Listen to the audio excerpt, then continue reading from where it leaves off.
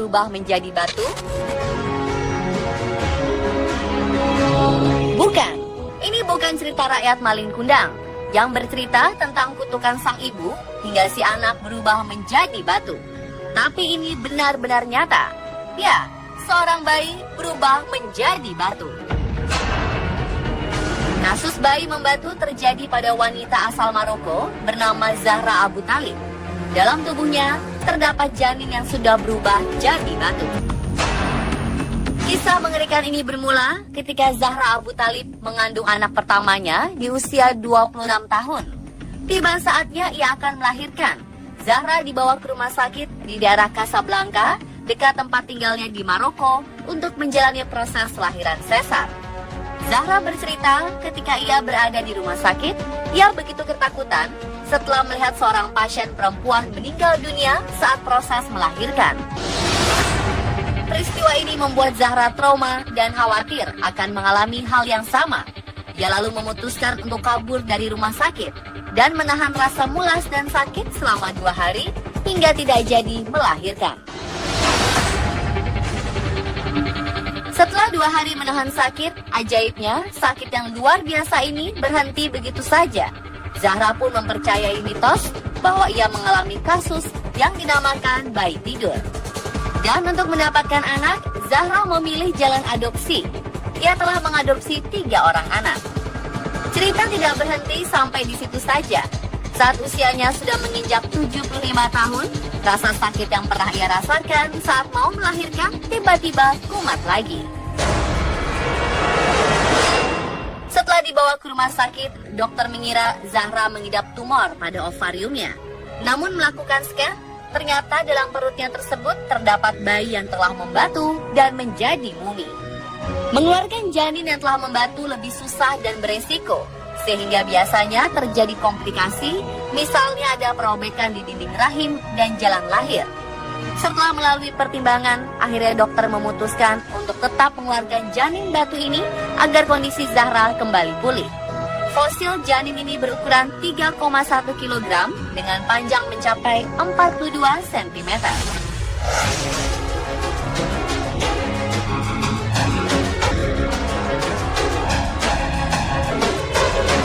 Peristiwa bayi menjadi batu tak hanya terjadi pada Zahra Abu Talib.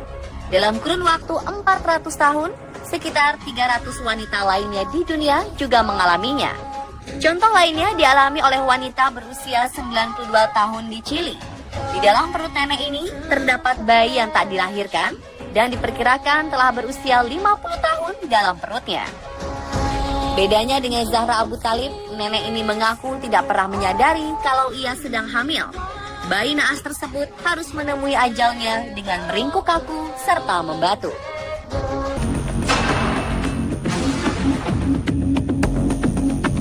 Setelah melalui pertimbangan panjang, dokter memutuskan untuk tidak melakukan operasi pengangkatan bayi batu tersebut karena akan terlalu beresiko, mengingat usia nenek yang sudah sangat tua.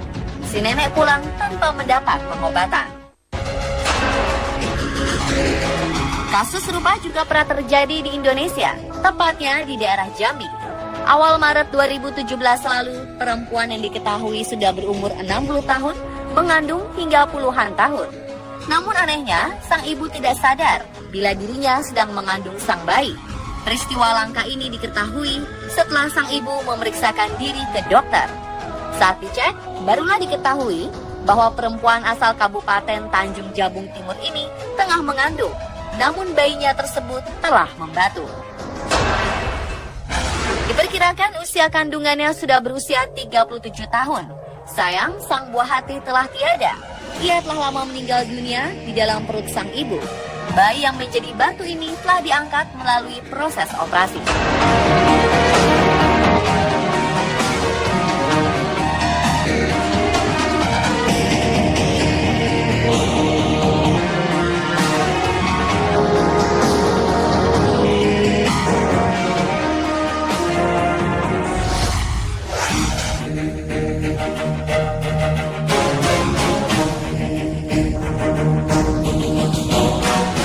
Kisah bayi berubah menjadi batu bukanlah kisah legenda yang tak nyata, seperti halnya kisah legenda Malin Kundang yang dikutuk menjadi batu. Di dunia medis, fenomena ini dinamakan dengan istilah bayi kalsifikasi, alias bayi yang telah mengalami proses membatu. Kasus tersebut dikenal dalam kalangan medis sebagai lithopedion atau bayi batu. Litho berarti batu dan pedium artinya anak.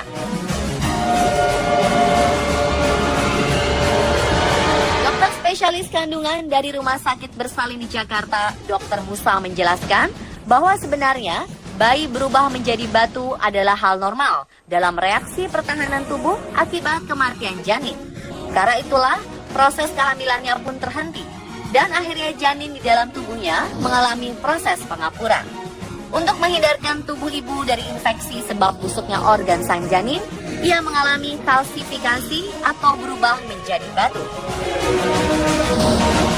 Jadi sebetulnya lithopedion itu adalah janin itu sendiri yang kemudian prosesnya karena meninggal. Kalau kecil dia akan diserap kembali oleh tubuh, diresorpsi namanya. Tapi kalau gede, sudah besar, diresorpsi pun tidak akan habis sehingga tertinggallah yang namanya janin tadi. Kemudian dia akan membentuk semacam bungkus yang namanya pengkapuran, kalsifikasi, dan kemudian mengeras. Tujuannya sebetulnya mekanisme untuk tubuh sendiri supaya tidak terjadi infeksi. Nah, pengerasan itu sendiri kemudian disebut dengan lithopedion. Dr. Musa menyebutkan, kasus seperti ini biasanya terjadi pada kehamilan yang tidak disadari, atau biasanya sang ibu tidak melakukan pemeriksaan ke dokter kandungan. Begitu mengetahui dirinya tidak menstruasi beberapa bulan.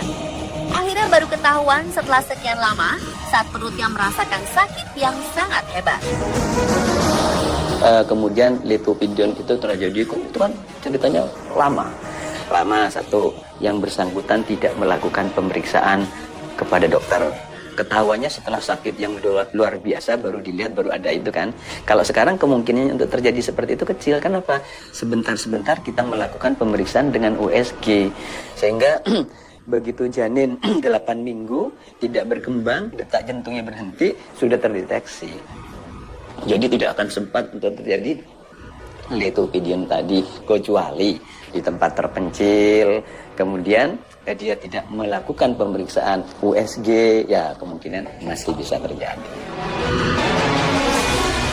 Berbeda dengan kasus Zahra Abu Talib, dia tahu kalau dirinya tengah hamil, namun memilih untuk menahan proses lahiran dan menyimpan bayi di kandungannya selama bertahun-tahun.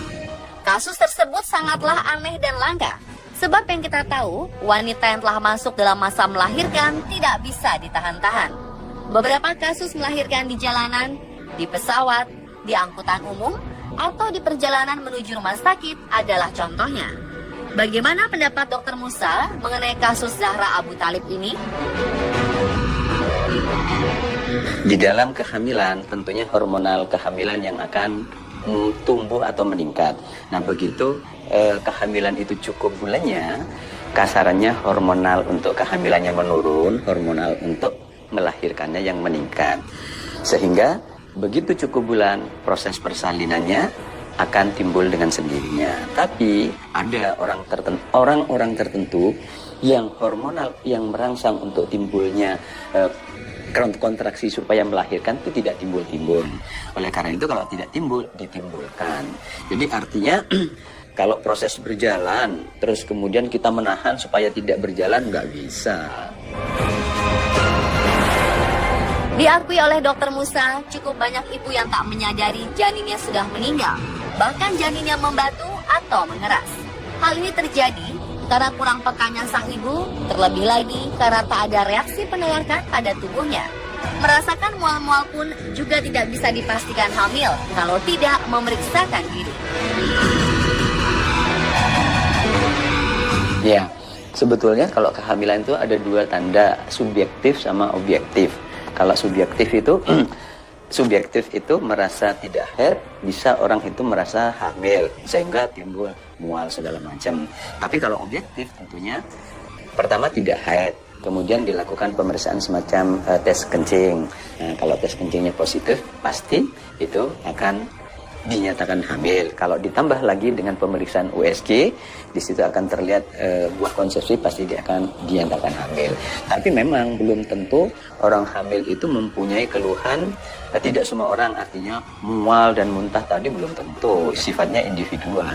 Jadi tidak berarti orang mual, muntah bisa dipastikan, diartikan bahwa itu hamil, tidak. Bahkan tidak menstruasi atau terlambat menstruasi juga tidak bisa dipastikan hamil.